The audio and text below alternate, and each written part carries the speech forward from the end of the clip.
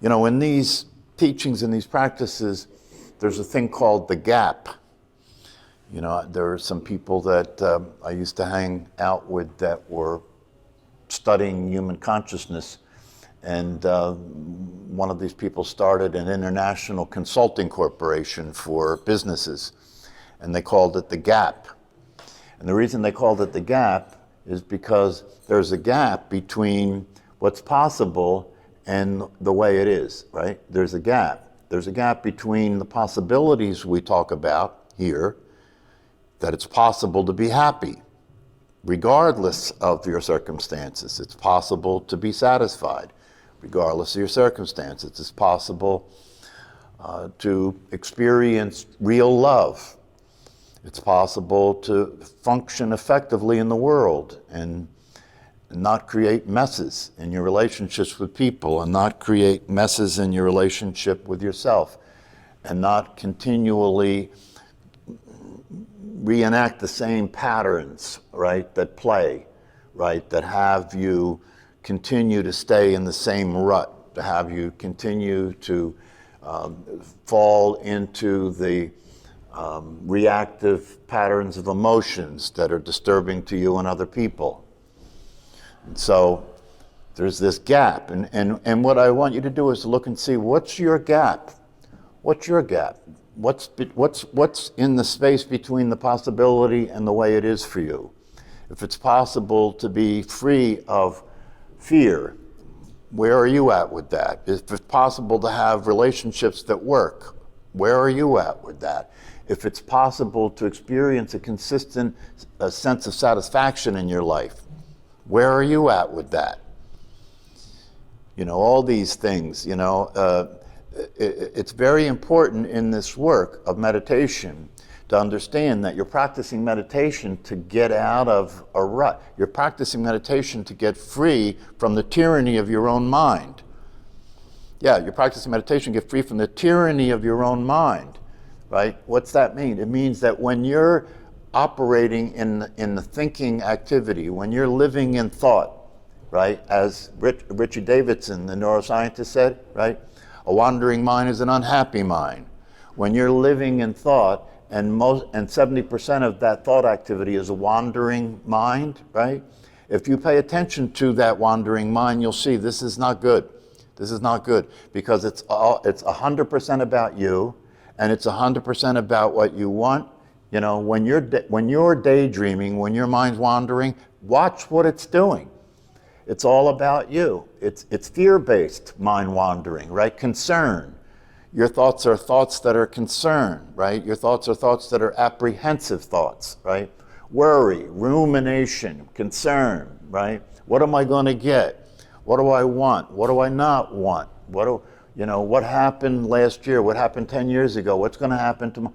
This is all about you. You're the center of the universe in the wandering mind. And one of the reasons that that's not a good thing is because in reality, you're not the center of the universe. And if you keep operating as if you are, you're going to keep suffering. You're going to keep running into the inevitable conflict you're going to have with life, right? Because the way you got it figured out is not the way it is. Yeah. Compassion begins at home. If you don't have compassion for yourself, what you think is compassion for other people is not compassion. Because if you don't have it for yourself where you need it the most, how could you possibly have it for other people? You may think you do, right? You may talk yourself into the idea that you have compassion, but if you don't have compassion for yourself, that can't possibly be true. That's right, because when you say, when I think I should be doing better, that's the tyranny of the mind. That's the personality. The personality is lacking, right? One of the key components of being a person is that you're incomplete, you're lacking, you want something, right? You need something. You're not fulfilled, right? And so we talk about the fact that in the conditioned state that people exist in, there's a hole in your heart.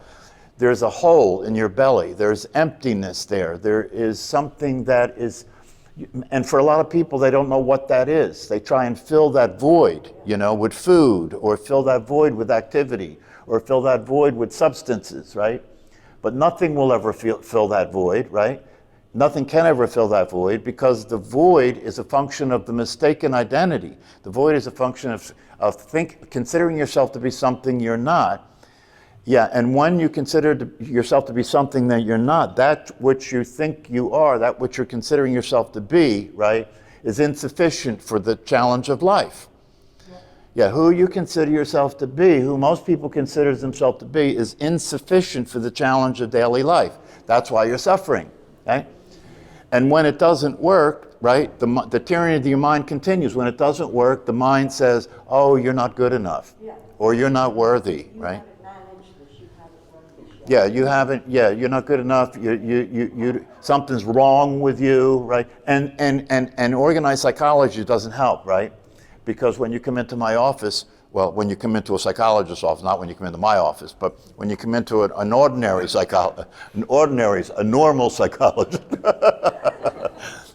when you come into a regular psychologist's office, they do an interview with you and then they get you categorized, and they use what they use to categorize you is called the DSM, I guess it's a DSM-5 now. It started out many years ago, maybe DSM-2 or 3, but they keep revising it, right? Yeah, and so this DSM is a diagnostic and statistic manual that's used by psychiatrists and psychologists, and within that manual is all the disorders that could occur for a human being, right? You can buy one if you want to look yourself up. They keep coming up with new ones. What's that? They keep coming up with new diagnoses to put in there. Well, if it was up to me, I'd burn the book. You see, because the outlook, the approach that's taking is there's something wrong, isn't it? It's about looking to see what's wrong with you. What is your disorder? What is your personality disorder, right? And so when a regular psychologist interviews you, they're looking to see what's wrong with you, right? That's right. You're going to get fixed, right? And of course, it's a very complicated process because you didn't really necessarily come to get fixed. You came to get other people fixed, right? Sometimes you come to get fixed, but that can be a very complicated process if the you that you want to fix isn't really you, right? But in my case, if you come to see me in my office, I don't pay much attention to what's wrong, right? I pay attention to what's right. What works about you? What's the possibility that you are, And that's not, the way to get to that is to learn about the limited version of yourself, right, that you've been being, right? To learn about the limited version of yourself that you've been being so you can begin to get free from those limitations, right? So you can get free from the tyranny of your own mind, right? And that happens by discovering that there's nothing wrong with you. That's the truth. That's the truth. See? There's nothing wrong with you. But the psychology that most people are living inside of doesn't say that. It says something's wrong with you, right? And of course, that works for the economy because then we can sell you things, right? If something's wrong with you, we can sell you things that'll fix what's wrong with you, right? And in a lot of cases, the way we do that is first we have to get you to agree with what's wrong with you. You didn't know that.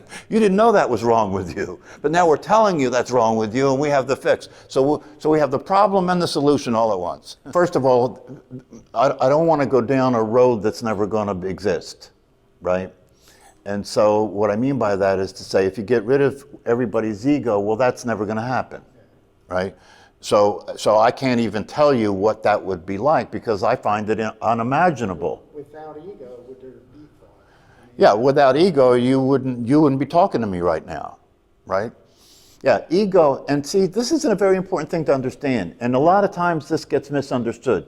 This is not one of the reasons I like Ramesh Valsekar is because he doesn't try and get rid of ego. He doesn't even make anything wrong with the ego, right? No, he says the ego is a necessary reality. You can't be in this world without operating as though you're a physical body. You can't. How are you going to do it? Think about it. How are you going to do it? You can't be in this world without having a piece to put on the board. You can't play the game without having a piece to put on the board. So you got to have a body and you got to identify with the body. That doesn't mean you are the body. You do have to identify with the body. Even the great sages, even the great sages, if you look at the sages, and I hope some of you have listened to some of these sages, or at least their teachings, right? Because we live in a very unusual time right now. Do you understand that never in the history of humanity did human beings have access to what you do? Never in the history of humanity have human beings had access to what you do, in terms of you have access to all the teachers that have existed since the ability to record them, whether it's in written form and now it's in video. On the internet, I can push a button and listen to Ramana Maharshi, one of the greatest consciousness teachers of our age. I can push a button and watch Nisargadatta teach, right? I can push a button and listen to Krishnamurti teach. I can push a button and listen to, so many different people, endless numbers of people. Like, there's no end to the number of people that are out there today talking about consciousness. At the push of a button. At the push of a button, you can review the science, the latest neuroscience, and find out what's the relationship between the brain and consciousness. It's all available, 100% available, right? And so I'm hoping that you take advantage of that opportunity. And if you do, one of the things you'll see is that these great masters, right, identified with the physical body. Now, I say to you, you're not the body, and if that's true, that was part of what they were teaching, right? But they identified with the physical body, right? They didn't ignore their body. They ate food, right? They use their body to move around in space and time, right? So it's not the identification with it's not the identification with the body that it's a problem. It's thinking that you are that. It's not the identification with the personality that's a problem. No, you have to continue to identify yourself as a person. The problem is when you think you are that, and that's all you are, right? Enough of you have been here for you to hear this when I tell you that what we're talking about here is not stopping being a person. No, not stopping being a body. No, just realizing, no, you need to identify with the body. You need to identify with the person, right? But if you think that's what you are, and you think that's all you are, that's a setup for suffering. Why? Because it's not true. It's simply not true. And if it is true, then you're set up for suffering because it puts you into conflict with life. It separates you from the world. It separates you from other people. It sets up conflict with life, right? And then life becomes about trying as hard as you can to get life to work, right? And it never works, right? Because your strategies for getting life to work come from the way you think. And thinking is a whole different ball game than being aware of what's happening, isn't it? Yeah, when you practice meditation, you're practicing not thinking, right? Isn't it different when you're simply being aware of the body breathing and experiencing the ease of that, experiencing the space of the spaciousness of that? If you really do, it may be only for a moment or two, but if you really do, there is a spacious feeling, right? There is a relief, right? There is a sense of making contact with something that's real and true, right? Which is the awareness itself, which is who you actually are, right?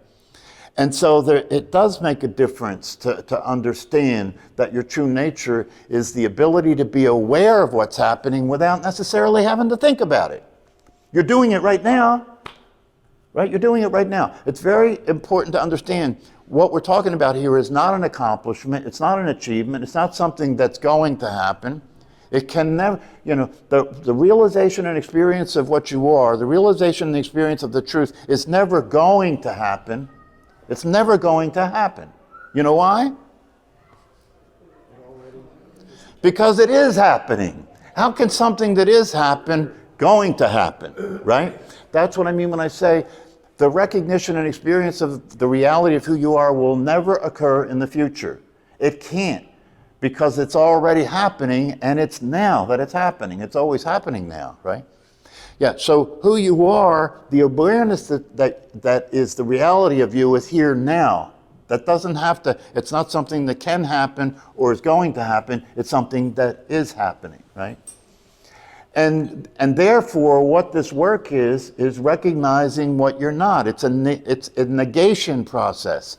It's like my good friend Paul Hederman says, right? You can have as much conversation as you want with who you are not about who you are, right? You can have as much conversation as you want about who you're not, about who you are, meaning have conversations with the personality about about being awareness, right? That's who you're not, about who you are, right? That's not going to go very far, right? Because the conversation about who you are runs into a wall because it's non-conceptual. Do you understand? It's very hard to talk about who you are, very hard for you to conceive of who you are. In fact, you can't conceive of who you are, right? And so if this is about self-realization, if this is about being who you actually are, it's going to get very difficult to get there from who you're not, right? Because you're very familiar with who you're not, right? That's happening, right? But who you are is happening, but it's the space in which the form is happening. It's the space in which it's occurring, not what's occurring. It's like this room, right? You wouldn't notice the space in this room unless it's pointed out, would you? You wouldn't notice it. No, because you're paying attention to what's in the space, right? Yeah, and so you wouldn't notice the space that you are because it is transparent. It has no form, just like the space in this room. So to talk about who you are, to talk to who you're not, right? The person about who you are, that's a difficult thing, you know, because it's a non-conceptual thing, right? But like my good friend Paul says, but if you talk to who you are about who you're not, that can go somewhere because you can look at who you're not. You can look at the body and recognize that you're not a body. You can look at the thoughts and recognize that you're not the thinker of those thoughts. So it's a negation process. Not this, not that, not this, not that, right? So that's the thing. When we're doing the practice, you have to understand that you're already home. You're not going home. That's what they mean when they say, some of the teachers say, your head's already in the tiger's mouth.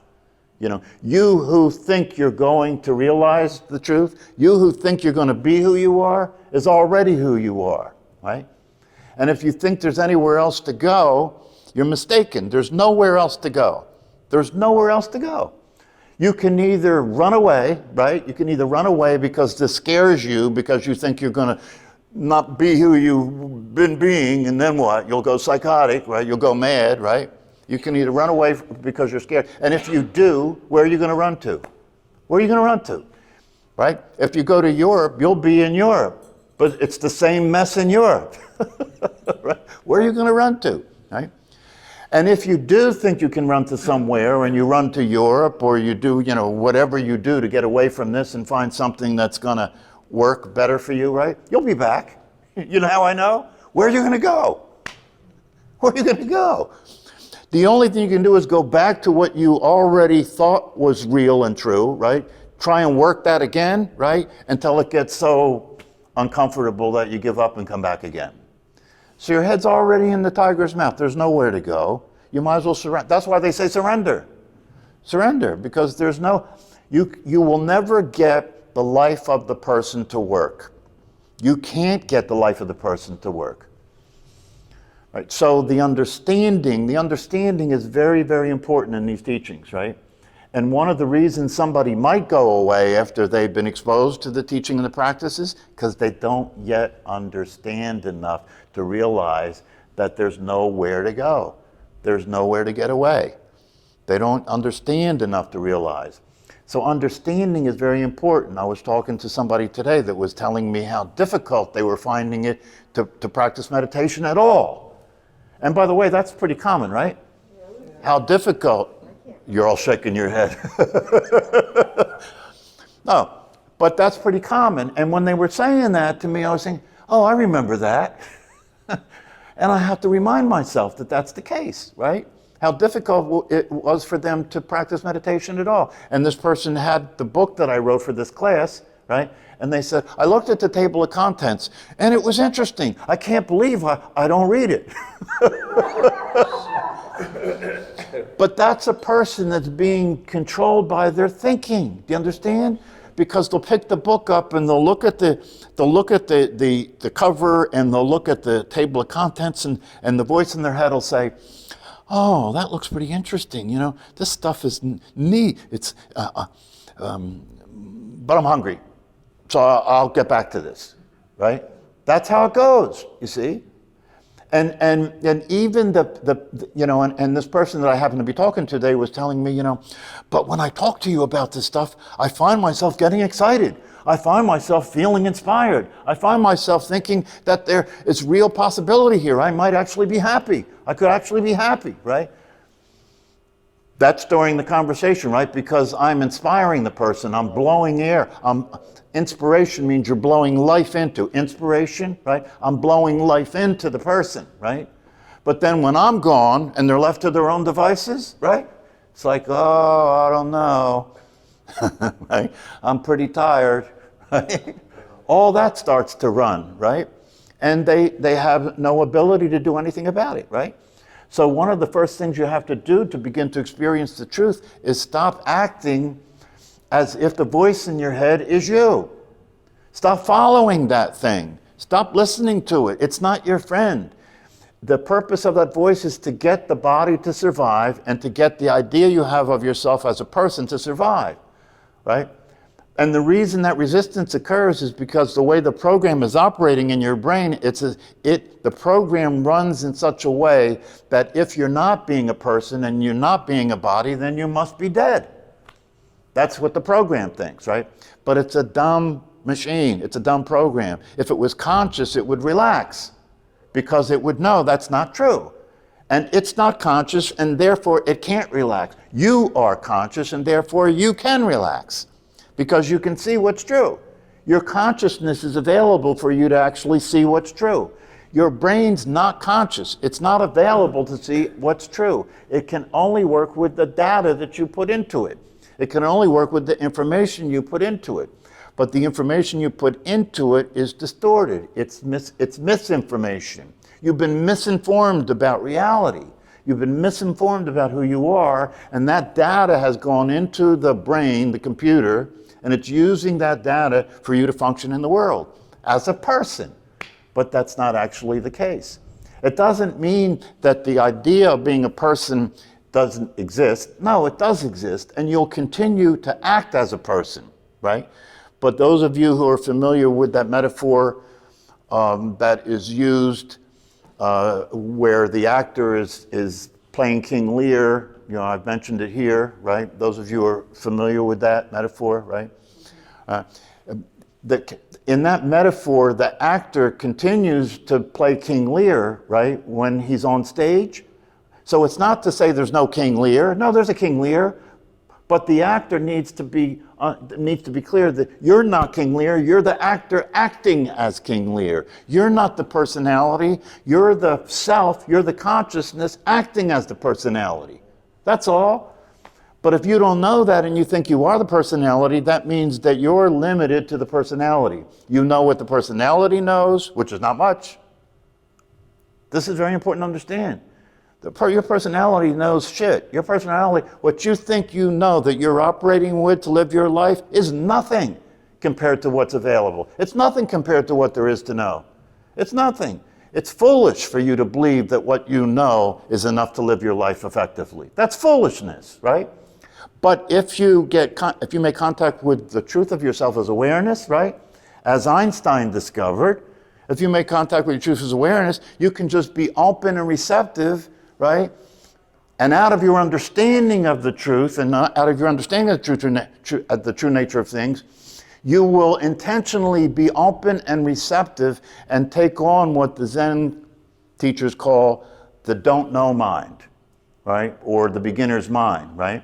If you take on the don't know mind and you're just open and receptive, you may discover that you're having these experiences of revelation. That you have any of you had an aha moment? Have any of you had a moment where what you didn't understand and what you were confused about all of a sudden is obvious? Yeah, that's revelation, right? Revelation occurs out of your open-mindedness. It occurs out of your being open. It occurs out of your being taking the position that I don't know. When you realize Santa Claus isn't real. Well, see, the thing is this. It's interesting because at some point, as you mature and you grow up, you realize Santa Claus isn't real, right? But that's not totally true. right? Because there is something there's something that happens that has a red suit. There's something that happens with a white beard. There's something that happens every year, right? So we're not saying that doesn't exist, right? We're just saying it's not real. That's all. But we can still enjoy Santa Claus now that we know that there is really no Santa Claus, right? Like John Smith and King Lear. What's that? Like John Smith and King Lear. That's right. Exactly, right? So apply that to yourself. Well, you see, the thing is this, it is possible to realize you're never on the stage. See, who you think you are never gets off the stage. Who you are never gets on the stage. You understand? That's why this is important, because it allows you to experience freedom from being on the stage. It allows you to experience freedom from being stuck in being the actor all the time, having to continually improve your act, right? Comparing your act to all the acts that are out there, right? It's a setup. Life gets in the way of awareness. What's that? Life gets in the way of awareness. No, it doesn't. It just seems like my day is going, and I don't think to check in, like, to be aware. Yeah, but listen to yourself. You're disagreeing with yourself in the same statement that you're making. Right? Life does. I feel like I go through the whole day and I'm caught up in being the personality, doing my job, this, that, the other thing. That's right. And you do. You do get caught up the whole day being the personality, going from one thing to the next, right? That's why we're practicing meditation. Right? Because you've got to strengthen your ability, just like you have to strengthen your ability to catch yourself thinking when you're practicing meditation, you have to strengthen your ability to catch yourself being the person as you go through the day and come to an understanding that there's a much higher place, there's a much more powerful way to be in this world than being a person. You can use the person, you have to use the person, right, as your piece on the board, right? You can use the person to function, right? But there's a higher way to experience your life, and there's a higher way to be in the world that can allow you to enjoy this experience, not to get bogged down by the concerns and worries that you have as a person, because it's such a limited way of being in the world. Yeah, so you have to practice it, right? In the middle of the day, as I have said here, in the middle of the day, set your smartwatch for alarm to go off, and when that goes off, spend just 2 minutes being aware of the breath and not thinking. Just 2 minutes, right? Every time you practice meditation, right, you're getting yourself further oriented to reality. And if you do it consistent enough over time, during your busy day, it will naturally occur to you at some point, right, that you're not the character that you're playing. And when that occurs, there'll be a relief. There'll be a relief that you're not the character that you're playing. You don't have to worry about it. And the character that you're playing will continue to improve, and the improvements of that character's ability to function in the world will become accelerated, right? Will be accelerated, and you'll start to catch on to how it all works. The dots will start to connect. You'll catch on to how it all works, right? And you will eventually, now watch, you will eventually be able to be the personality and the awareness at the same time. Check it out. What would that be like, right? What would that be like to know that you're the source and the instrument of the source at the same time?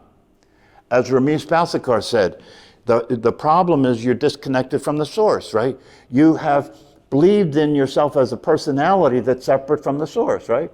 So if you get over that misunderstanding and you do get yourself connected with the source, now you're still a person and you're the source at the same time. That's a very powerful experience, right? And it's also an experience where the limitations of the person no longer have a negative effect, because you're also connected to the source and you're aware of an absolute reality that is unlimited. It's a very, very powerful experience. That's the kind of experience that people have that they talk about, like Eckhart Tolle and the others that talked about their enlightenment experience. That was the experience they had of being enlightened, right? Nothing changed, nothing happened. Now watch. The experience of enlightenment is one in which nothing changed, nothing happened, because it was already that way, right? All that happened when somebody experienced enlightenment was they experienced the relief of not being a person. That's all. And then went back into being a person. But now they will never again experience themselves as just a person, because now they're connected to the source. And you can relax. And I'll just say this for those of you who can tolerate it, right? But when that happens, you connect to the source, right? You can let go of the steering wheel, right? And the reason you can let go of the steering wheel is because it was only your imagination that you were steering in the first place. Right? Everything you think you did, everything you think you did in your life that worked, that wasn't you. That wasn't you. Everything that you did in your life that didn't work, that wasn't you either. Right? So you can relax and accept the fact that there's nothing you can do about it other than to relax and enjoy it. That's all you can do is relax and enjoy it. And obviously, things are working well for you. You're here. You've been exposed to reality, right? That's a blessing. That's called the grace of God. You've been exposed to reality, right? Now the question is, what are you going to do? What are you going to do, you know? Are you going to keep playing small, right? Are you going to keep being somebody who says, oh, I got to really find the time to meditate? No, if you understand what this is, you don't have to find the time to meditate. No, you have to find to do other things besides meditation. Not meditation. No, meditation is like, it's like somebody that's got a emphysema, right? Meditation is like somebody who's got emphysema putting an oxygen mask on. That's what meditation is if you really understand it. And if you don't understand it, then you got to study so you can understand it more, so you can appreciate what it offers you, so you'll do it more. Or just suffer until you're done suffering and you'll be back. All right, see you later.